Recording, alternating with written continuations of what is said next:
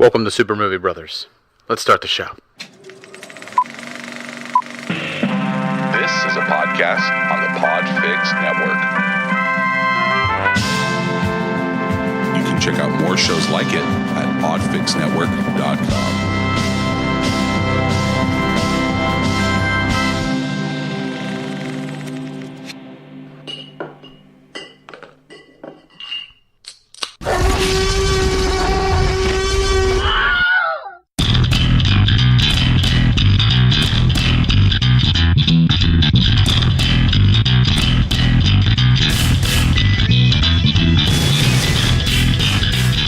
Welcome to Super Movie Brothers, episode 80. I'm your host, Super Movie Brother Dave. I'm your host, Super Movie Brother Jay. And we got a pretty fun show for you, I think. I think so. It's the return of movie homework. So it's fun for us. It's fun. Interesting. It's fun for it's us. interesting to talk about because it's fun to watch each other squirm because it is. I get the feeling like you purposely went out to fuck me this time. I don't. All these movies that you picked I honestly think that this is way easier than the first time. Oh. The first homework segments, I went deep. I only gave you one grenade. Because you gave me grenades, and I knew it. No, I didn't. Well, those are fucking classic movies that everyone was upset at you for not liking. Like, so who's right? I don't care. Us, the populace, us, the majority, the ruling class. Well, I am the obscure, abnormal man. Yeah. Who just is stuck in his old man ways. I guess I don't know. Clearly, that is the case. Yeah, clearly it is. Everybody hates on me, and it's all good. I'm just the black sheep in the weird white sheep hurdle of podcast movie lovers world. I don't know. But anyway, yeah, so what's going on, Dave? Have you been, man? You feeling better? Yeah, I mean, I've been better for 2 weeks. Why are you talking about old stuff? This is just like when I asked you to bring up news. I feel like, you know what? I asked you to find news, and you're like, oh, that's what I've had saved for the past Time is couple flying weeks. by. I'm telling you right now, like, time is flying by. You brought me a news story that was from like 3 weeks ago. And you're like, yeah, I've just been saving them. I seriously have.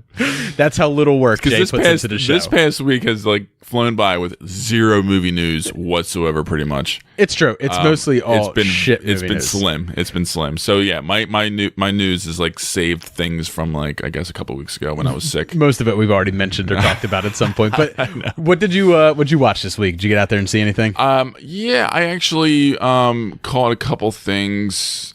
Gerald's Game. Finally caught that on Netflix. Interesting watch. Must have been slow. It's an interesting watch. I already did a review on it. I know you did, and I don't want to talk too much about it. But however, the one shot was so gruesome. So gruesome. Her slipping out of her handcuffs, which is not really a spoiler. Yeah, I told you that. Yeah. But I thought she did a really good job as far as like keeping her performance up throughout the whole film. It was engaging enough. It was fine. I love how you say she, like she doesn't Carla have Gugino, Yeah, I believe her go. name is, right? Yeah. I mean, I didn't want to fuck up her last name because I couldn't quite remember. Is it right? Gugino? Yeah. Okay. Gugino, but yeah. I do like her as an actress. You don't see her too often, but she's solid. She needs a little bit better work out there. Jay thinks so little of women, he doesn't even call them by their name. Oh, stop it. Hashtag me too. Hashtag me too on Jay. Oh, God. I'm in the middle of the end of the fucking world. And I know you and Lauren finished it. It's a short and sweet. That's a great thing about this series. It's 8 episodes, and it's like 16 to 22 minutes long. It's fantastic. But however, I have a real issue with this show. It's a Netflix series that runs on BBC4 and Netflix as well. Coming on the heels of 13 Reasons Why. Uh-huh. I don't know, man. I'm starting to feel like, what the fuck? Like, Netflix is putting out some dark teenage stuff. Like, it's... Oh, I guess teenagers are just so lackadaisical. They don't have time to see how they really feel portrayed on TV. I don't know. Like, I just don't know. I'm like really feeling like I'm an old man now. Like, just being like, when you baby kids, on, like, you get big babies. So I guess, and I'm mixed on it, but Dude, I'm enjoying what I'm watching. I am enjoying the show. We've been talking about John Hughes films all like throughout this entire month. We have Weird Science, which is coming up next week. That is our movie cocktail, and we talk about John Hughes a lot throughout that. And the whole point of like those movies and the reason that it still resonates with teenagers today, and the reason that it resonated with teenagers then, and he was such a voice for teenagers, is because he was actually portraying kids the way that they feel themselves, and he was doing it accurately to the way that they felt as well. I mean, think about Breakfast Club. Think about how dark those conversations they have are. I mean, there's levity and there's comedy and stuff that's thrown in there, and the End of the Fucking World has levity and comedy throughout it as well, but it also has that. Yeah. See, I really don't mind 13 Reasons Why. I'm a defender of that for sure, because I think they developed those characters a lot better than these characters, because these characters are just pretty much one note essentially. And granted, I am in the middle of the series. I'm not. I have 2 or 3 more episodes left. It's a black comedy. However, Jay. I know, but these are 2 pricks, a male and a female, and that's it. Just straight up pricks. And one do you know is how many movies killer. you watch about pricks? Like, I know that. I'd assume you'd love it because you're like, oh, they're such assholes. It's I know fun. I'm enjoying watching it, but I'm just saying. But as far as like, I don't know, just being like just 2 characters, 2 teenagers, and that's it. Like that's all I've been seeing, and they're just trying to survive. I'm enjoying watching the show. It's just, God, I don't love the show. I don't love the show. I actually, I thought it was okay. Yeah, I mean, it's nothing special. I'm enjoying watching because it's so short and sweet, and it's so blatantly weird and in your face. But anyway, getting off of that, unfortunately I had to see Insidious in theaters. I'm not sure, was it The Last Key? Is that the name of the Insidious something like that film? I never saw any of the previous Insidious features. Well then obviously you're not gonna. I like Insidious 1. I don't like any of the other Insidious or whatever the plural of Insidiouses would be. God awful. I'm sure it is. It's terrible. Yeah, that was just terrible. Insidious 1 was pretty cool. Patrick Wilson, what up? You're welcome. And I'm giving you a movie on homework. Wink, wink. Patrick Wilson is in one of them. I saw. It's one of the few throughout that I was aware of. I've seen bits of that movie. I just never seen the whole thing. Okay. So I was aware of that one. But yeah, Insidious 1, I enjoy it. It's something different in the horror genre when it came out. Now that they're on the 4th iteration of it, it's diminishing returns every time, just like every other franchise that bangs out sequels like this. Yeah, and this time of year, this is when all the garbage comes out usually, especially with a little weird. Okay. Is that it? That's all you watched? That's all I watched. Man, I didn't watch anything. I mean, obviously I was watching at the End of the Fucking World. I didn't even catch all the episodes. It was kind of one of those shows I just had on in the background. I wasn't too into it. And what just started this week that I haven't had a chance to sit down to get to, but I definitely will, probably by the next time we're together, I'll probably see all of it. It's the Philip K. Dick series that is on Amazon. That is like there's a lot of anthology series coming out right now, and they all look pretty cool. Hulu has one coming out as well with like Patton Oswalt. That's kind of like a Black Mirror, but it's more of a comedy bend to it. And of course the Philip K. Dick one, which just looks phenomenal. I love a lot of Philip K. Dick stories. I can't get enough of Dick. Obviously, that's where Do Androids Dream of Electric Sheep? Right. The source material for Blade Runner comes from. I believe. And are you referencing Total Recall? But also, did you see that trailer? Is that what you're talking about? The referencing the Philip K. Dick. There's a trailer that just dropped about another show starring the guy that was on House of Cards. He's really tall. He was the RoboCop guy. I don't know his name. The actor. He's tall, dirty blonde hair. Good-looking guy. You're talking about Peter Weller? No, it's definitely because Peter Weller played RoboCop. Plays the recent reboot. Oh, the guy from The Killing, Joel Kinnaman. Yes, thank you, Joel Kinnaman. So apparently they're going to be doing a movie or a series actually that looks just like Blade Runner. It's so inspired by it, but it is also from the novel. So we'll see how that goes. Very cool. I'm just looking forward to seeing, Philip K. Dick's Electric Dreams. I obviously can't really say much more about it because I haven't seen it, but I am really looking for.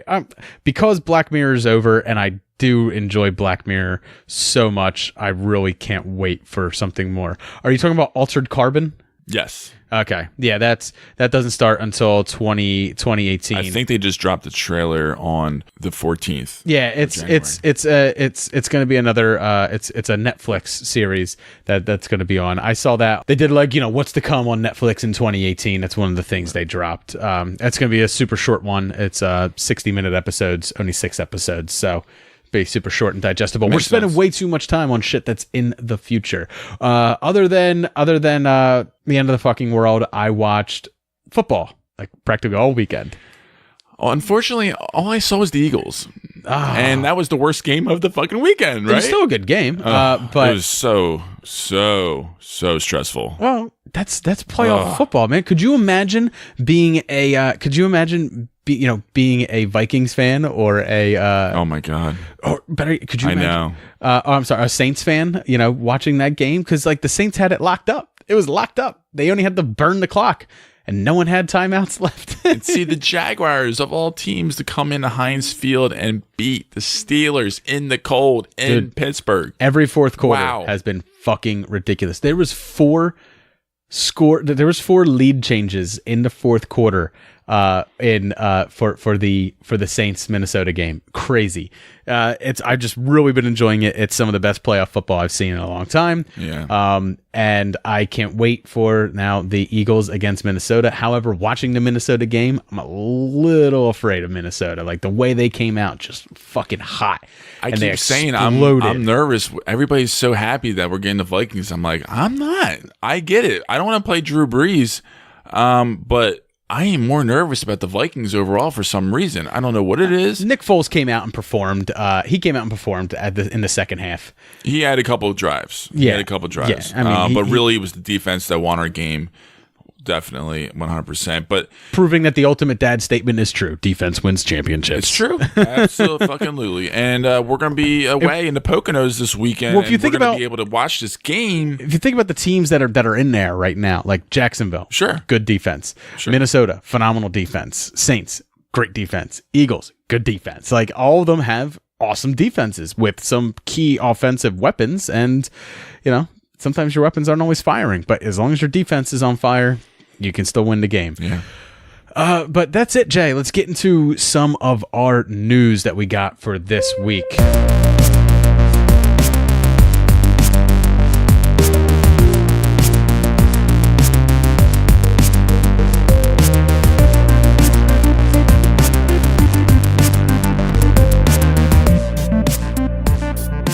Well, what do you think of Tim Miller developing a solo Kitty Pryde movie at Fox? Is Fox still a thing?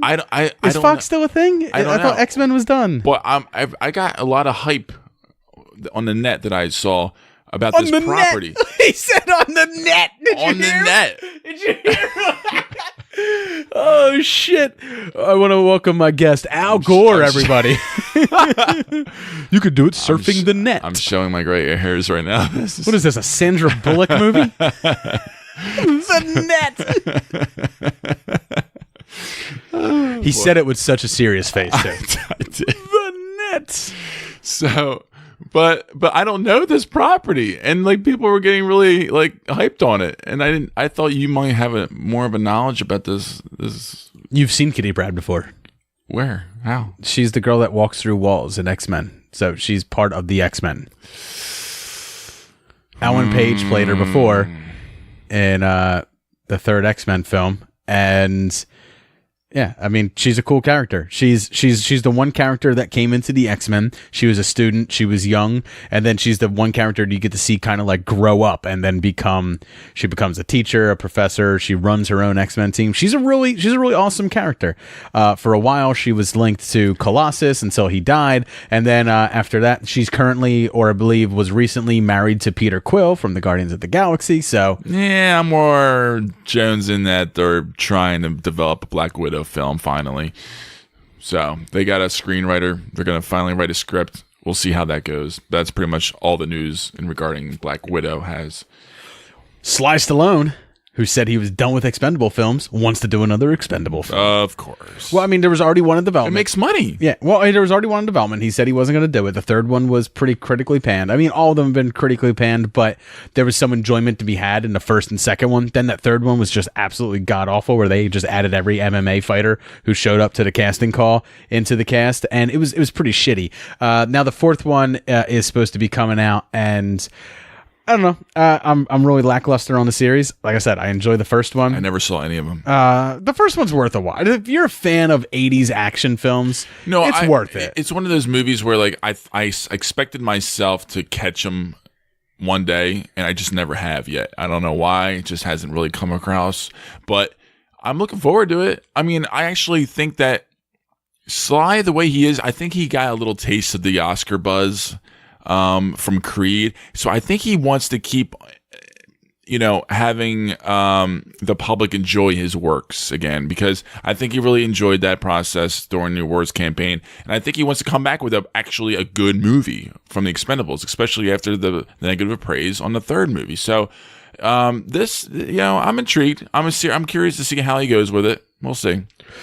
All right. And moving on from that, James Cameron gives an update on Avatar recently. The update he gave was basically, in an interview, he said, we can't afford for this not to work. So he can't afford for it not to work because so much money has already been sunk into it. Some of it his own money. They're making 3 movies right now, right? Like simultaneously? I believe right now it's 2. I'm not 100% sure. And so, I mean, they're marketing. The first one's going to make money. That'll make its money. The second one, I think, is going to drop substantially. Possibly. I'm just not. That's my take on it. I just haven't been looking forward to an Avatar film sequel at all. I mean, nobody asked for it except James Cameron. I didn't ask for. I mean, I enjoyed Avatar when I was in the theater with the glitz and the ooh and the ahs, and then I was too. And then by the time the story was out, you'd seen it twice. I was like, God, this is just a shit story. Yeah, this story fucking sucks. It is really paint by numbers. And IMAX 3D is the only way to experience it. Other than that, the only thing that was a feast for your eyes, and other than that, like, just watch that movie on mute. I mean, that's remember when Blu-ray came out, you could buy like those you could buy those discs that you put in that was just like that's true.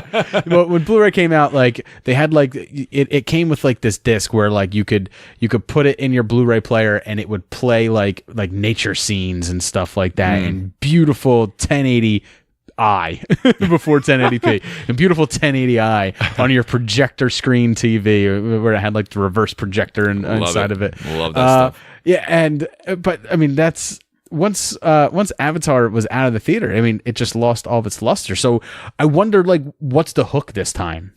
Like, is it going to be 3D again? I mean, I'm sure it is. But do you go back to that well? I mean, I think he has to. I think he has started so early with that 3D world, and plus he has stock. I think he owns a bunch of 3D technology. He's gonna want to try and keep it alive as much as possible. Whatever. I think James Cameron, you beat.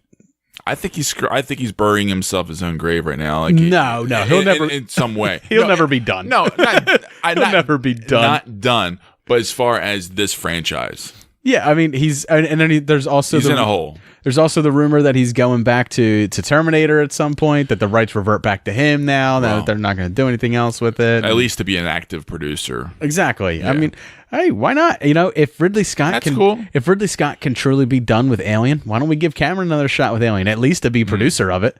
At least to have a producer credit in there. Man. I don't know. I just need some time away from those properties right now, I think.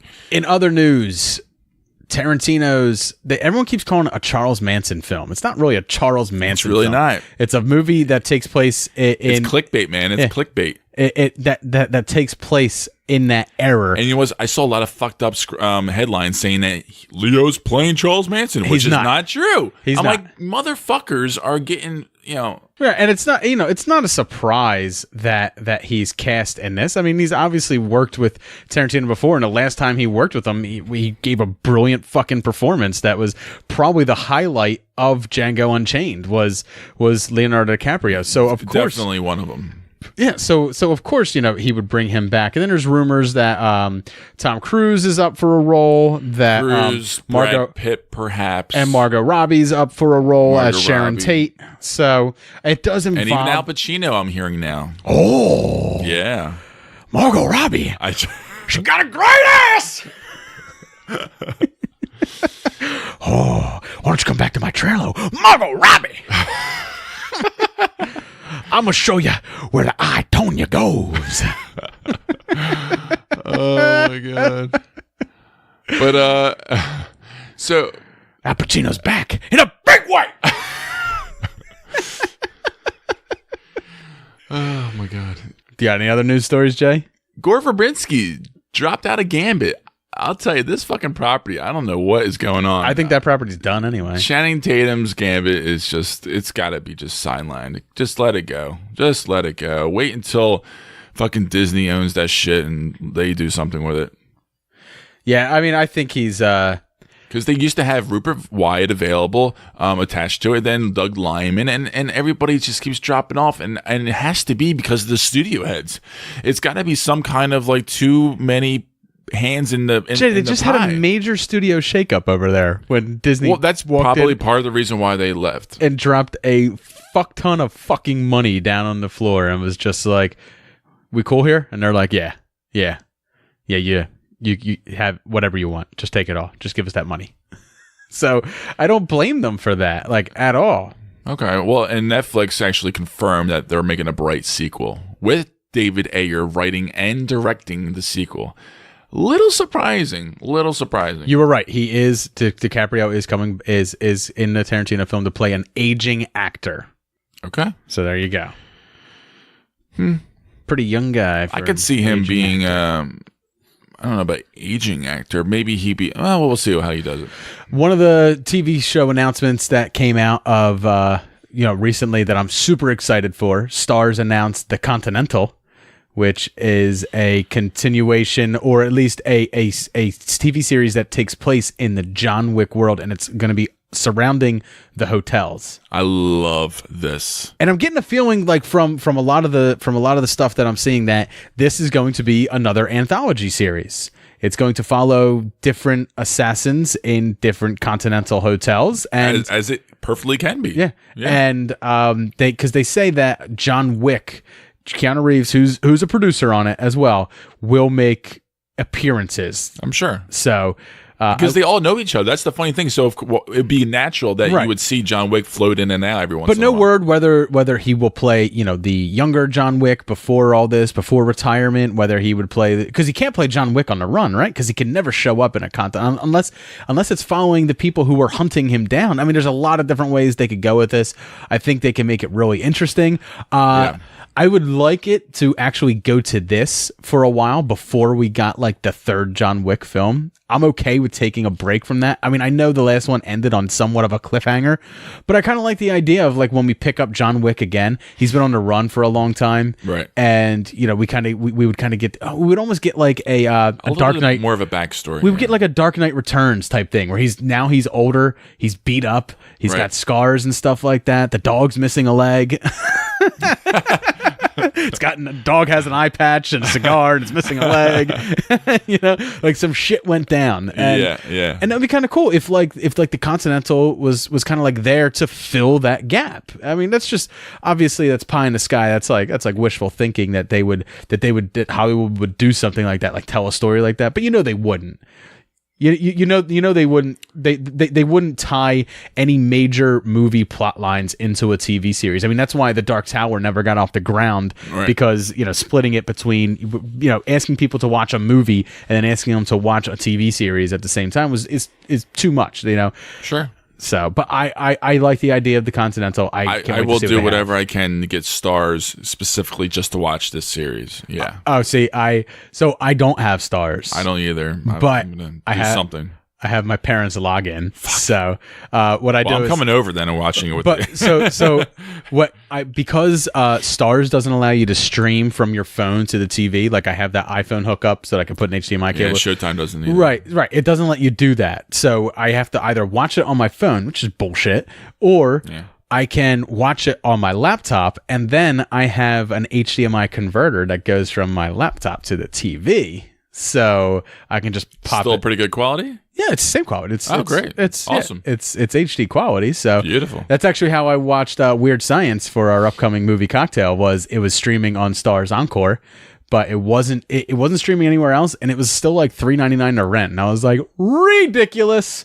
So I went on Starz on my computer and just watched it. So nice. Not to mention, Jay, you can find anything out there if you just look hard enough. Wink. Wink. Yeah. Wink. So I am seriously looking forward to that. There's no really word on when it starts. It's looking like it's a 2019 start. So other than that, I am out of news, man. That's all the cool things that I got to really discuss. Other than, there's some set photos of Tom Hardy as Eddie Brock. That is the most boring set photos ever. Well, it's not boring. It's kind of adorable. It's not boring. It's good for like Lauren. It's not boring if you break down what's written on the notebook that is in front of him. Oh, okay. Yeah. What's written on. I think I might have seen a cropped photo of them because all I saw was the dog in his jacket and he's just sitting there and like. No, so the photo is him in front of somebody, and he has a He has a notebook out and his fingers are pointing to things. So like written there, he has 3 questions written down to ask the leader of the Life Foundation, which is a foundation in the comics that believes that the world will end by nuclear holocaust, and they use their wealth and their power to create a shelter to hide the most rich and powerful so that after the nuclear apocalypse they can rise from the ashes and take over the world. To protect themselves as security guards in the comics, they used 5 symbiotes, basically the 5 children of Venom. Like, a symbiote will eventually split, and that's where we get Carnage, and that's where we get all the other symbiotes that are involved. I think Shriek, Havoc, or whatever. There's so many symbiotes in the comics at some point, but that is what the main basis for the film is going to be. And they've already said that the comic storylines, Lethal Protector and Planet of Symbiotes are going to be the themes of it. That's where they drew the heaviest amount of source material from the comics, and all of that obviously involves multiple symbiotes and Venom being an anti-hero and not so much of a villain towards Spider-Man. So it's kind of interesting because at least the way it's setting up, it's like there's already going to be a legacy of Venom there, and that there could be multiple symbiotes, which means that Venom's kind of been around for a little while at this point, which means he still could be a derivative of Spider-Man in some way. But how they'll backhandedly fix that or put that in there, I have no clue. But some people went nuts over that. I'm still not really looking forward to the Venom films, probably because it doesn't come out till October of next year that it's like so far off my radar. And it's still filming. Sony's really hyping it up. I think they're putting a lot behind this. They had a whole convention. Yeah. I saw that video. It was very awkward. And did you see that Avengers 4 has ended filming, and some set photos got out. And one of the set photos was of Chris Evans in his 2012 Avengers outfit. And some people were going nuts. They're like, "Oh, that's a flashback. They're filming a flashback because he's dead, because he dies." Oh, I read time travel. It could be. It could be. You don't know. That's could the be thing. A ton of things. It could be anything. It's literally the last Avengers movie for this version of the Marvel universe. So it kind of makes sense that they would kind of go back and take a look back at things from a different perspective and stuff like that.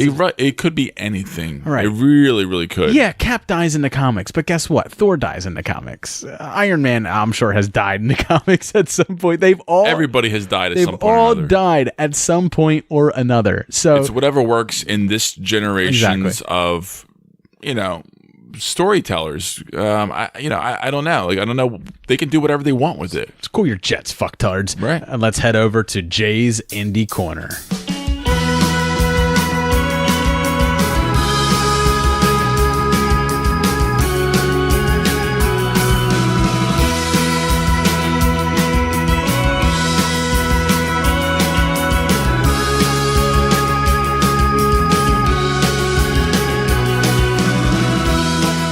Welcome, everyone, to the first Jay's Indie Corner of the new year. Jay's Indie Corner will not be around every week any longer. It's not going to be an every week thing, but when Jay has a little indie darling that it's nestled itself deep inside of him, he's going to want to let it out all over us. So, Jay, what is the indie darling that you're just dying to let out? The Master. Ooh, all right. So, The Master, obviously, I have to have my fake synopsis for this to be a true Jay's Indie Corner. Indeed. So, The Master is about an aging man who has been at the top of the professional game for a long time. Okay. And he's decided to retire. And in his retirement, he starts spending a whole lot of time with his wife. After spending time with his wife, it finally comes out that he is gay. And they have a very amicable split. But he's now on his own for the first time.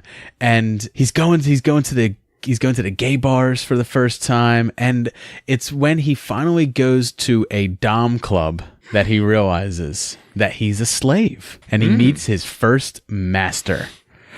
Jesus Christ. And it is all about his sexual exploration of life as a submissive gay male. I'm sure there's some good documentaries out there. But really, you know, it's about the deep bond that gets formed between master and slave, that there is actual love there. It's not just all about sex, Jay. It's about trust. That's a forbidden no-no, though. You can't fall in love. It's supposed to be a very... No, they love each other. Shut up. You've seen 50 Shades of Grey. This is my 50 Shades of Master. Okay. This. Shut up, Jay. I like your version better than 50 Shades of Grey. Trust me. But you have to picture Philip Seymour Hoffman like bent over an ottoman, just like getting whacked in the ass and things shoved in him. I feel like I've seen that by Marissa Tomei. And then you can even cut in that Philip Seymour Hoffman scene where he gets into the elevator and he's like, I just sharted. That was the moment I fell in love with Philip Seymour Hoffman. Well, Along Came Polly? That's the yes. moment? I just sharted. the way he delivered that line, and when he was playing basketball and dripping Ben Stiller's greasy pizza onto his pizza. Yeah, he's like, let it rain. And he's like, clank. Raindrops. White chocolate. He was by far the greatest thing of that movie. Yeah.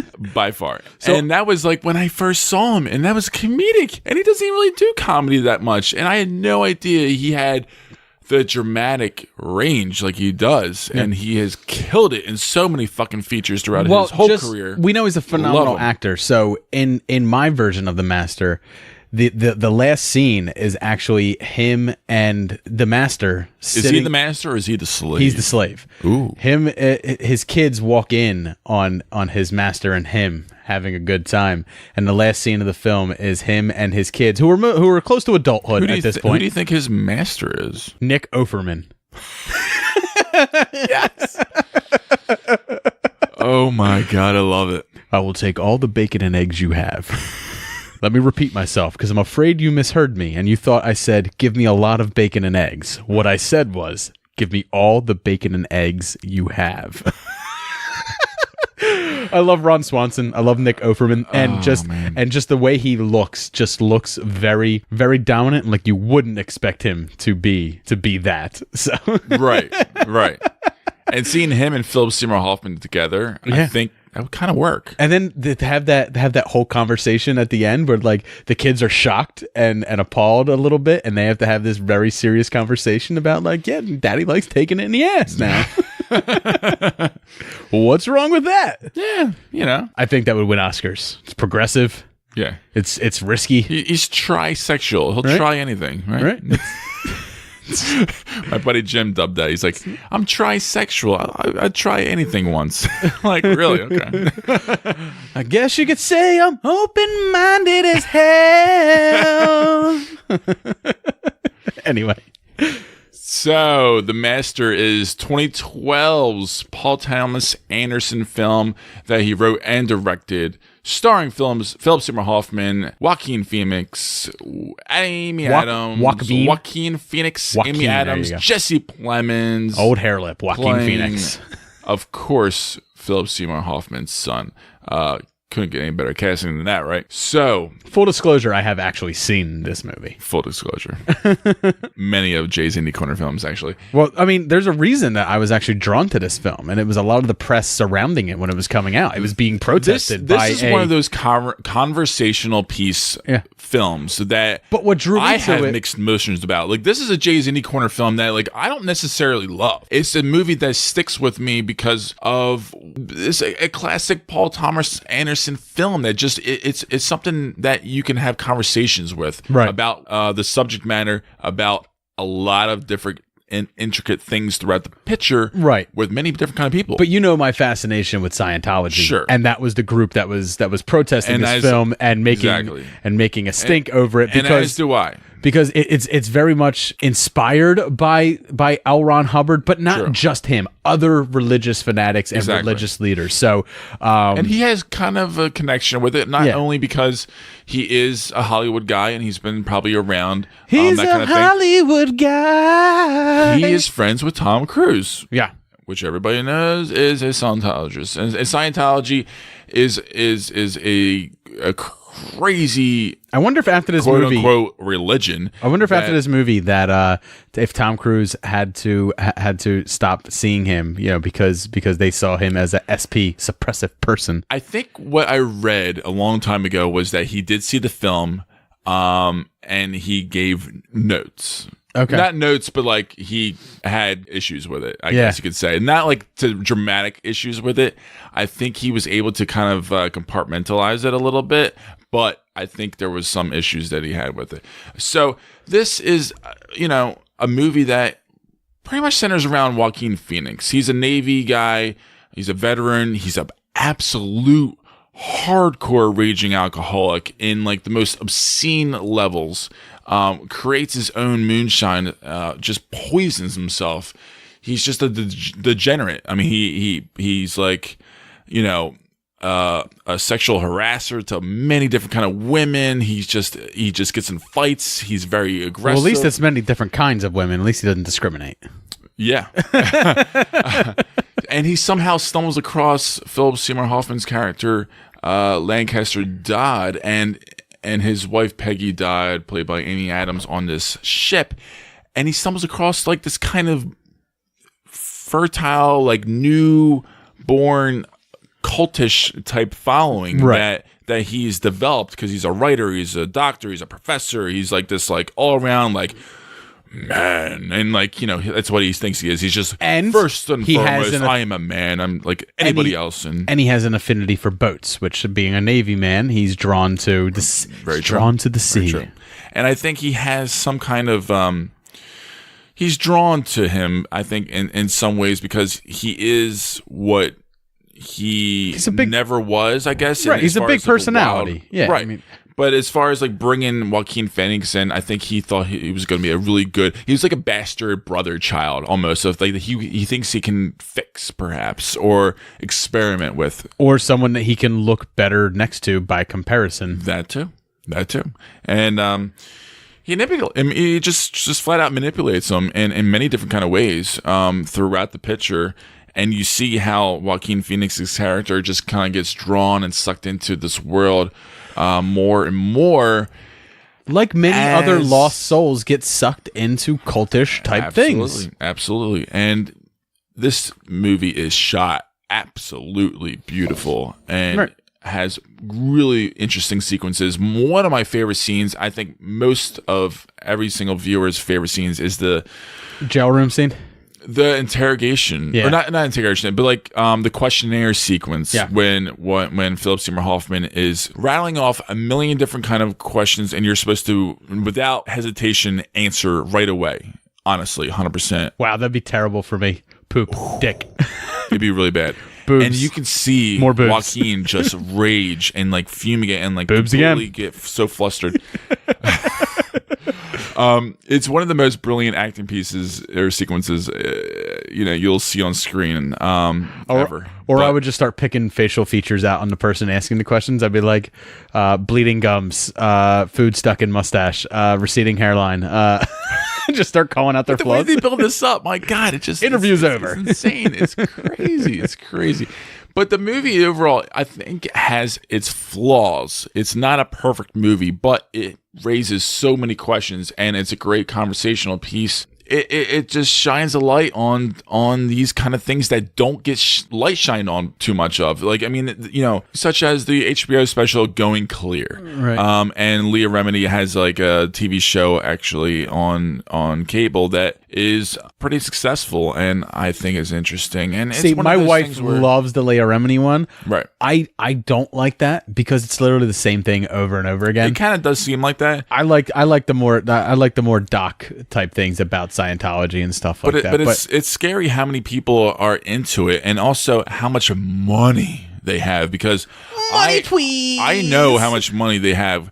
I've seen 2 Scientology buildings, and it is insanely big and gaudy and gorgeous looking, and I just saw it from drive-bys. One in LA, one in Florida. The one in Florida, my father was actually, they tried to recruit him to help be like a construction manager on, and he turned it down. But they just have money to spend, and it's one of those crazy places that you don't know what's going on in there. I mean, you kind of do, but you really kind of don't. And it's such a scary thing, you know, that just is just kind of in this country. I found the film fascinating. I think everyone should check it out if you have an interest in that type of world. If you have an interest in like cults and how people can get sucked into them, or even conspiracies, or like anything stuff like that. Yeah, I mean, definitely check it out. I mean, speaking of conspiracies, there is always the conspiracy that because of this film, Scientology had Philip Seymour Hoffman killed. That's a good that they placed someone in his presence. He did develop a new friend at this point, and it was a friend who got him back into drugs. And the rumor is that not rumor, the theory is from crackpots that this friend who got him back into drugs, this mysterious guy, was hired by Scientology to do so, and eventually caused his overdose by giving him laced drugs. However, I don't think an autopsy report points to laced drugs, and he's just a guy that was clean for 20 years and fell off the wagon because once an addict, always an addict. And it's true. That's not a negative thing. Don't forget that. That's just something you have to live by when you've dealt with addiction. Absolutely. It doesn't matter how long. And honestly, it's a Paul Thomas Anderson film. Every person who watches cinema should be watching every single one of his films. Or at least give them a shot. I don't know about watching. I mean, I don't like all Paul W.S. Anderson films. I'm saying watch them. Give it a shot. Yeah, I mean, it's not like they're all great. It's not like they're all everybody's cup of tea, but they are interesting, one-of-a-kind cinema experiences that are worth watching at least once in your life. One of the earliest films I can remember from Paul Thomas Anderson was Punch Drunk Love, which was like, it's probably the first one that I watched of his, because it was this weird film where like this guy that I had watched. Come on, dude. Boogie Nights was your first film. No, I didn't see Boogie Nights until much later. Okay. But Punch Drunk Love, I mean, here's Billy Madison, this guy who squirted suntan lotion on his nipples and then put a smiley face across his stomach.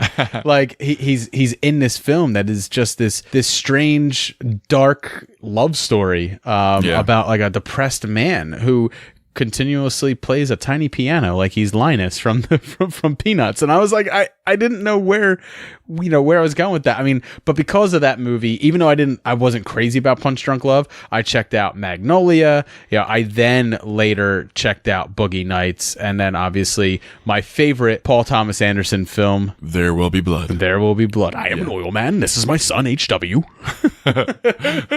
Which how we've never done There Will Be Blood on here for Jay's Indie Corner, I don't know. But yeah, I don't know. That's a good question. Drainage. My straw goes all the way down, and I drink your milkshake. I drink it up. I drink it up. I'm finished.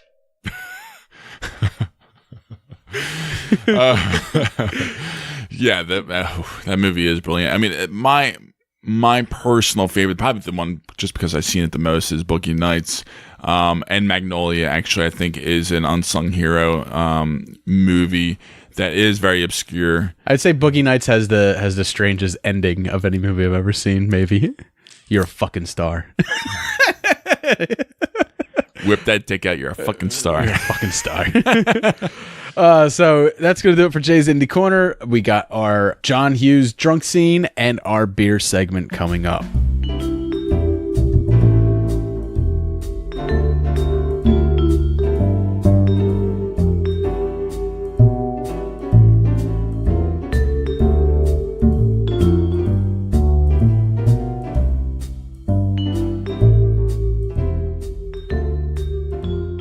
Welcome back to the beer segment, and this week we have our final drunk scene from a John Hughes film, and this comes from one of the earliest John Hughes films. It comes from National Lampoon's Vacation, and I absolutely love this scene because it's a momentous moment between a father and son. Rusty, come on up here. Oh, Russ. I'm going to have to hike down the road a bit and find a service station. I want you to stay here and take care of things, Russ. You be okay, Dad? Oh, sure. You know, I haven't had much of a chance to talk to you man to man, Russ. Well, I've only been a man a few days, Dad. Yeah. You're growing up so damn fast. I've spent the last 15 years of my life developing newer and better food additives. I guess I've missed an awful lot. First, I didn't want to take this vacation. But now I'm glad I did. Break. It's given me a chance to spend a lot more time with you and, Audrey. Audrey. You know, it's been real fun for me too, Dad. Really. Well, except for Aunt Edna. Oh, she doesn't mean to be a pain in the rump. It's just the way she is. Let's not let it spoil our fun, huh? I won't. You know, maybe she'd be a nicer person if she had a family of her own. You know, instead of always having to glom on to someone else's. You know. You're a pretty bright little guy. Excuse me, man.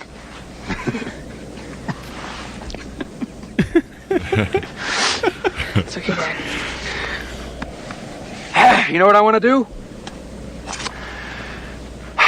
When I was your age, my dad shared a beer with me, and I thought it was about the best thing in the world. Not my dad. No, not my dad.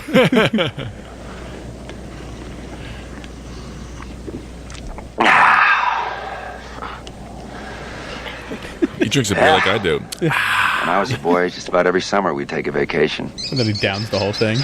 And you know, in 18 years, Go, we never had fun. But now I have my own family, and, well, we're on our own vacation. And you know something, Russ? What, Dad? We're going to have fun. So, obviously, that scene is... So well done. Yeah. It happens right after Clark drives the car right off the desert road and just smashes it into the ground and completely blows the whole thing up. He takes Naturally. And the reason he's crying is because he's pretty sure he's just abandoned his family for dead. I love when he sits down, he puts his glasses on, and because of the car accident, his glasses just crack and fall in half, and he just keeps wearing them. And then, of course, he hands Rusty the beer, and Rusty's He's like Mr. Denial. It's always been the, optimistic and trying to be, the best he can be as far as being a parent and family guy and all that. But yeah, Rusty was great. He did a great job in the role, and Chevy's Chevy. I mean, he's just fucking perfect. Back then, he was. Back then, not so much now. Although, yeah, I never had that moment. I don't think my dad. I mean, I remember when I was like 21 and stuff. My dad may have bought me a beer. My dad would have definitely probably let me like have a sip here or there. But I don't think my dad was ever like, here, have a beer with me. My dad's not a big beer drinker though, so it's not like a milestone for him to like. He was never the guy that like sat and watched football on Sunday drinking a beer. I mean, that wasn't my dad. He watched football, but he didn't do it while drinking. Yeah, my parents didn't start drinking until I was probably around like a junior or senior in high school. They gave it up when my sister and I were born, and right. And then he picked it up when we got older again. But it was one of those things where like he wanted me to not drink, and then I think after a while it was just kind of like gradually became okay, I probably would have family circumstances if I'm not driving and all that. I probably would have downed it like Rusty did, because I mean, I know there were stories like when I was like a little kid, I used to walk around parties and finishing people's beers. Like people would leave like the little shorts at the end, and I would sit there and I would just drink people's beer. And I was bad even as a kid. So. I hated the smell of beer when I was younger, though, for the longest time. See, my grandmother drank Schaefer beer, like Schaefer, like she drank, and it's a real pissy beer, man. It's a real shit beer, but she drank it all the time. And I used, because it was the same color as my apple juice, I used to think it was like fizzy apple juice. So I used to drink it. I used to sneak it any chance I got. Gotcha. But we got some beers to drink ourselves right now, Jay. So let's get into this week's beer reviews. These beer reviews obviously are continuing with the theme for this month. They all come from Christina at Philly Steaks and Beers. So Jay, what have you got for us this week? Well, I am drinking the Melvin Brewing Company's double IPA. It's called Asterisk, and it's actually from they are from Alpine, Wyoming. I don't think I've ever had a beer from Wyoming before. I'm not sure. And I love their slogan, though. It's kind of fun. It's don't hate, party. It's 9% alcohol by volume, and this one has a brilliant nose. I love the way this beer smells. It's just has a traditional IPA color palette, and it just goes downhill. Okay. From the first sip, it tastes like a normal basic IPA, and then it just has a horrible aftertaste for me. Man, you're gonna hurt Christina's feelings, because I was talking to her on Saturday night when I went to go buy beer, and she's like, "Has he been liking my beers?" And I was like, "He was okay with the stout." Oh, I've been telling her. Yeah.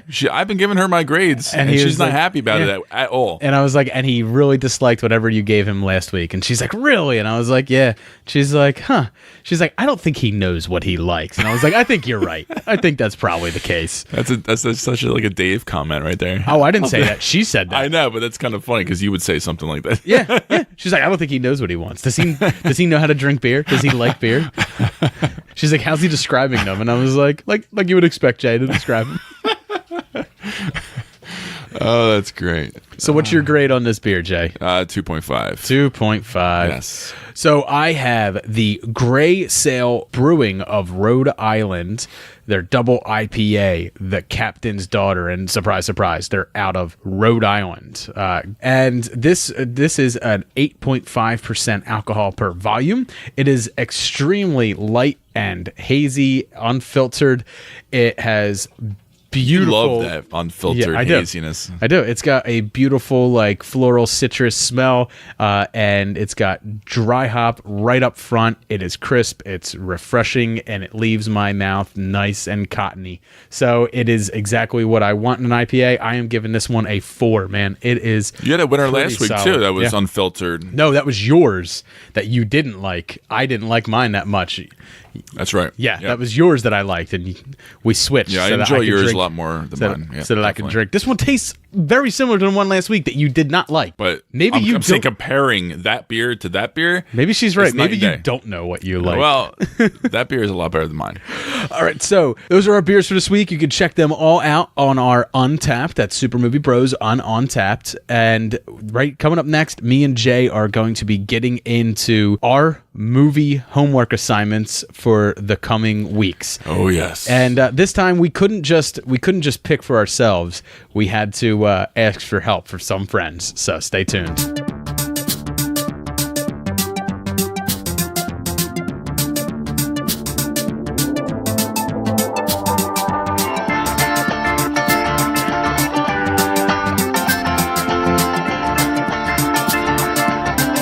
It's the beginning of 2018.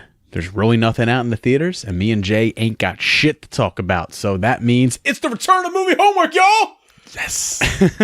So thank God. When me and Jay have nothing else to do, we decide that we need to come up with some films that each other has never seen. Me and Jay both really enjoy film. However, we both enjoy different facets of film. Yes. So Jay obviously has a more dark indie drama bend to it. I like more of your Hollywood blockbusters, big spectacle films, stuff like that. While I have been known to enjoy a lot of films that Jay enjoys, and he enjoys a lot of films I enjoy, there winds up being a gap. And as always, we have to fill every hole. as deeply as we can to be the best movie masters that we can be. Exactly. And Jay's my little slave boy, and he likes it rough, so we're just filling holes. So this time around, we decided to get our friends involved. We had some films that we knew that each other hadn't seen, but we didn't just want to assign films, blanketly. Like, here, you're watching this, you're watching that. We wanted to have the audience to have a little bit of a say in everything. So this time around, we put up polls. Jay put up 4 films for me to see. The top 3 are the ones that I will watch, and I put up a poll of 4 films, and the top 3 are the ones that Jay will watch. So in the poll that had my picks for Jay, I gave Jay Road Warrior, The Great Outdoors, Akira, and The Conjuring. Out of 97 votes, Jay, you gotta specify Mad Max. That's right. So it's Mad Max 2, Road Warrior. But so out of 97 votes, that one won hands down. 37% of the votes is Road Warrior. So Jay, you love Mad Max Fury Road. I know. So no, I'm down.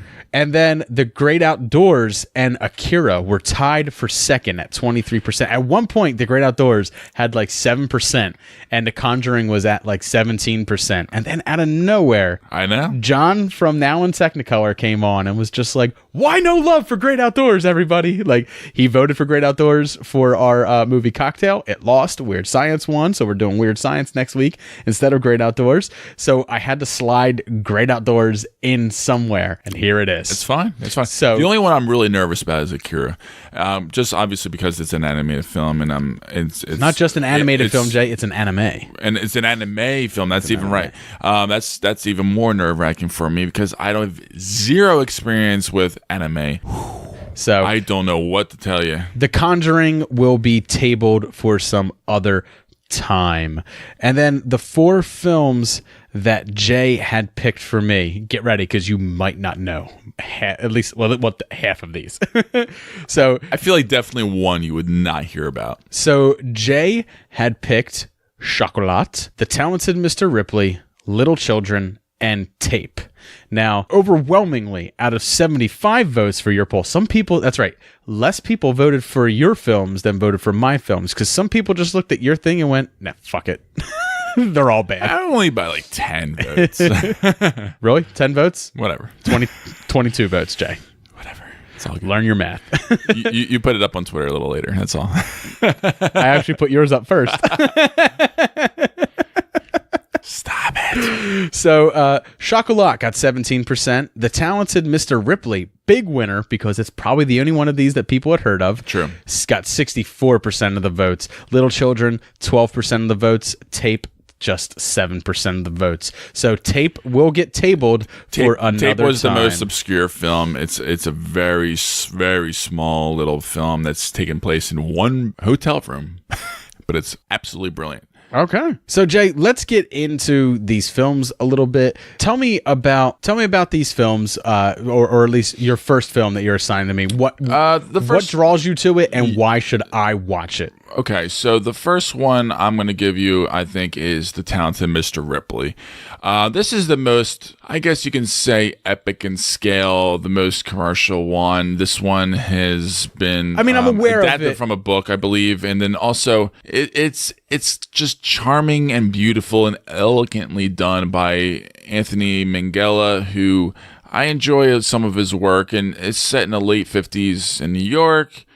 Tom Ripley is played by Matt Damon, and he is a bit of a, I don't know what to say. Like he's a very mysterious guy. You don't know what to make of him. You're gonna find out a lot of what he does is factored into just blind curiosity, love, infatuation, obsession, like all kinds of things like that. It gets really dark throughout the picture. I've seen things about this film. Obviously, this film's been around long enough that I know that it is about obsession. It's about coveting. It's about. It has a great cast, though. Well, I'll tell you, this is one of those. That's one of the things. It's Matt Damon, Jude Law, Philip Seymour Hoffman, Gwyneth Paltrow, Kate Blanchett. Yeah. But to be fair, at the time that this came out, I'm pretty sure Jude Law was probably the only one that was huge at the time that had This actually kind of was like more of like his breakout role, like as far as and this is Hollywood just post fell in Goodwill love with Hunting. him. So yes, so Matt Damon was on the radar. So people fell in love with Jude Law. Obviously, I mean, I did too.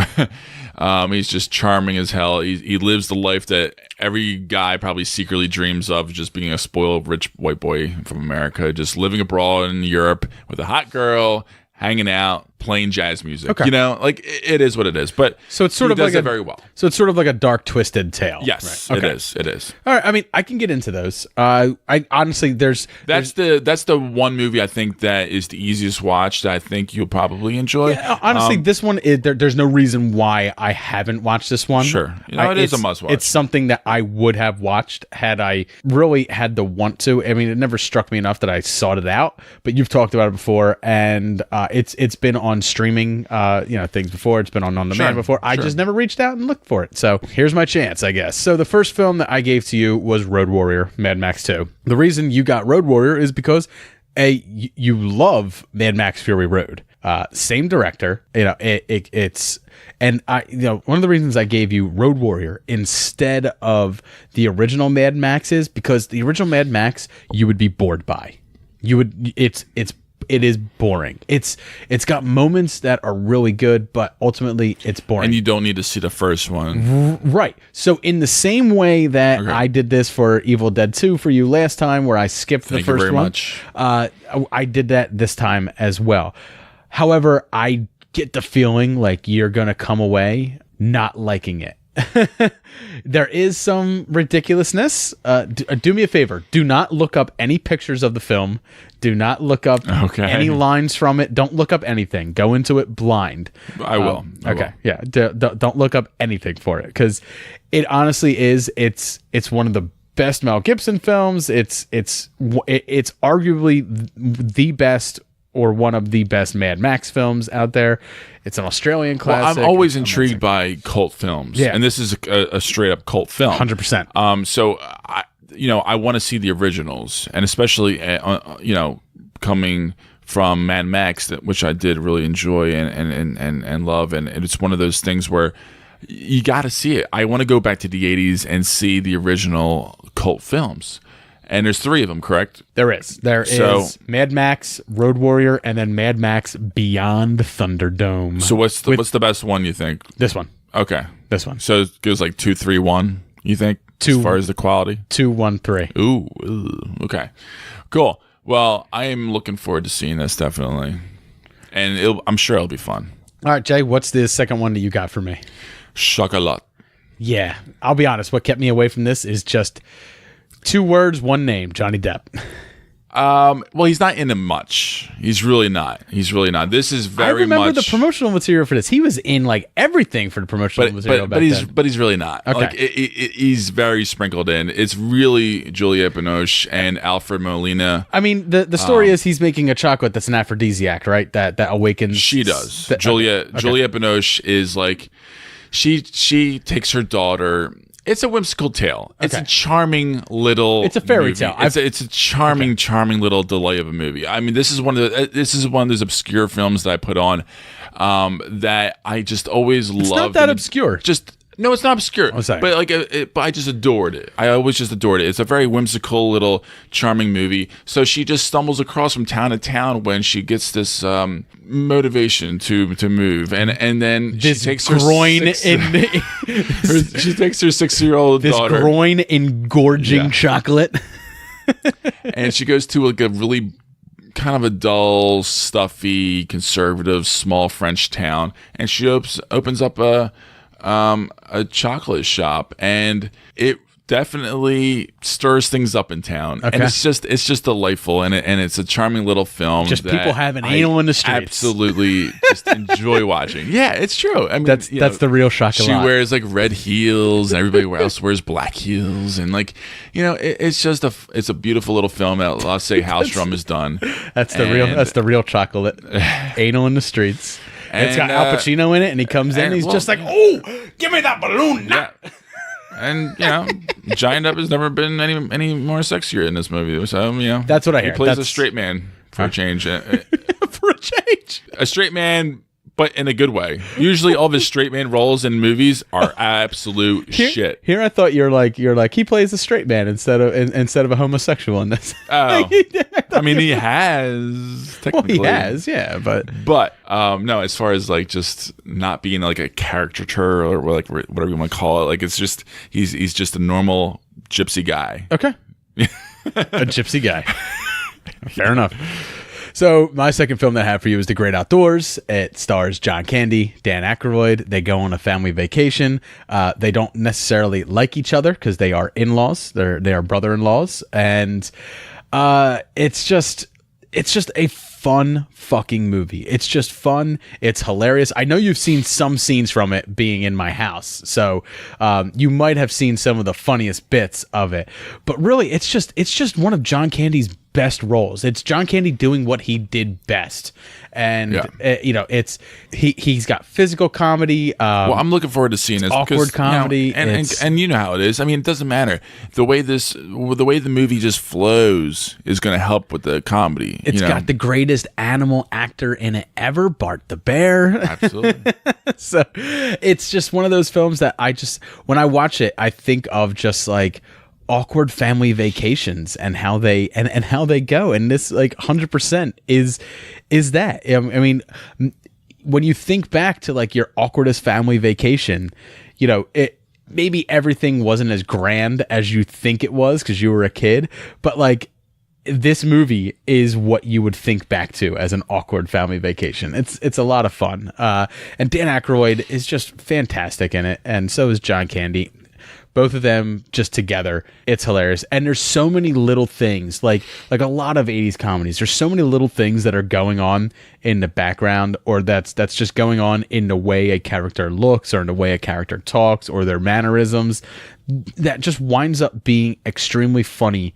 The more and more you watch it, it gets funnier every time. So that's why you get The Great Outdoors, buddy. All right. What is your third and final film for me?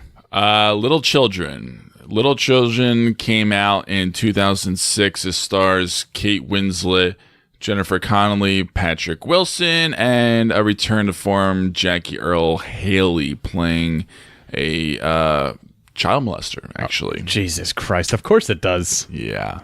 But no. Did you go there? Yeah, you did. I did. So this film is actually the third one I want you to watch because it is the hardest one for you to watch. It's the darkest one. It's the most... How much is Patrick Wilson in it? Challenging film. Oh, he's in it throughout the whole film. All right, good. But it's a hefty one. It's 2 hours and 16 minutes long. So it's a heavy drama. I mean, but you see, Kate Winslet and Patrick Wilson have sex. So you're going to enjoy that. I think you will. Awesome. So, yeah, they play two bored spouses of sorts in suburban Massachusetts.